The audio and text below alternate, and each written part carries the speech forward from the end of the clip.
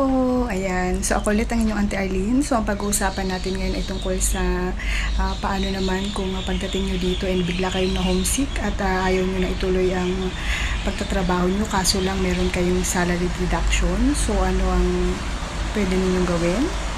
Wow! Ang galing sumayaw at ang ganda. Ganyan ang mga dugong Pilipino. So, yun nga guys. Sa pag-uusapan natin ngayon ay tungkol sa gusto nyo na umuwi pero meron pa kayong kailangan bayaran sa agency, under deduction pa kayo pero talagang ayaw nyo na. So ano ba, pwede nyo bang stop na yung pag-work dito sa Singapore? So bali, nangyari po yan sa isang kasamahan ko dati sa agency at friend ko siya ngayon sa Facebook. Hello Sisi. At kung mapapanood mo to, ayun, pwede ka mag-comment or pwede kang nasa sayo.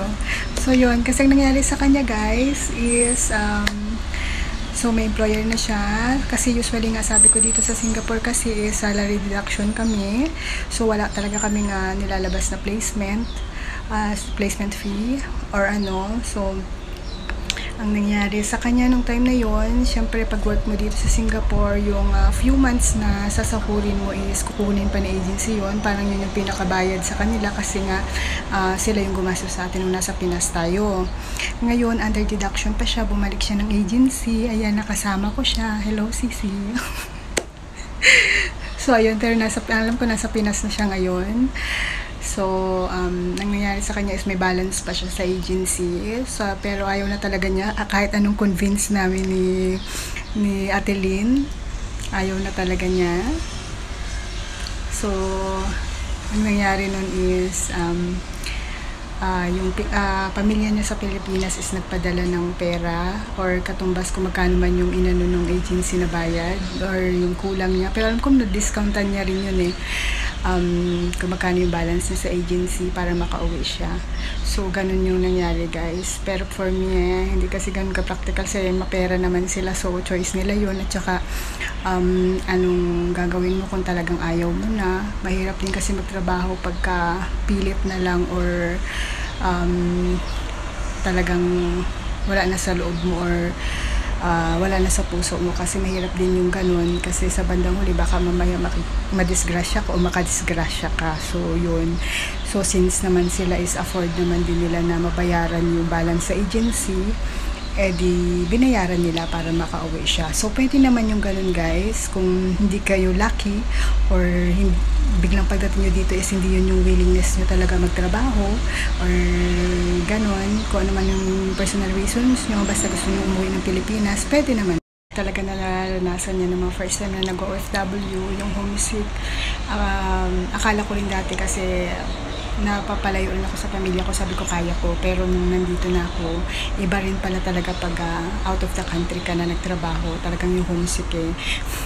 Di mo mapipigilan, tutulo na lang yung luha mo, tapos nagiging emotional ka na, kumbaga sa ano is naging emo ka na.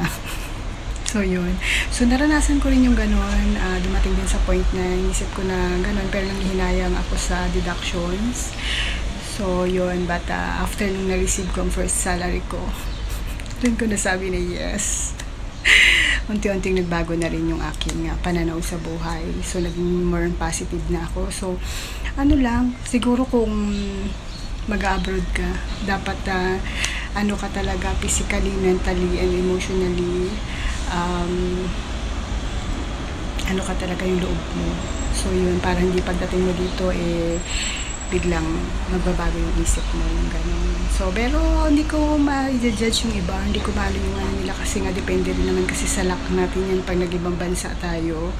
So, yun, pray lang talaga tayo kasi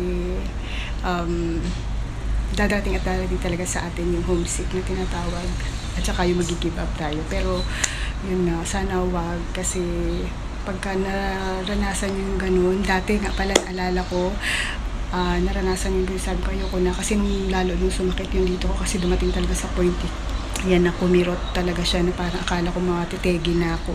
Sabi ko mas gusto ko na talaga umuwi, ipagpahinga ko muna kasi sabi ko health ko na to, isa lang ang buhay yung ganun. Pero nung inano ko yung binalikan ko yung mga times na ano bang reason ko ba't ako nag-abroad, so yun, pero bigla akong umanulit yung kwan ko, yung pakiramdam ko. At saka yun nga, talagang may ano si God, meron talagang plan si God para sa atin. Ayun. So siguro kasama lang talaga sa ano yun, sa parang pagdadaanan natin, kasi parang napaka boring naman ang life natin kung walang mga struggles. Pero after naman ng struggles, meron naman din na ginhawang darating. Ayun. So yun lang, sana Sisi, kung mapanood mo to, ayun, comment ka na lang or ano. So yun lang guys.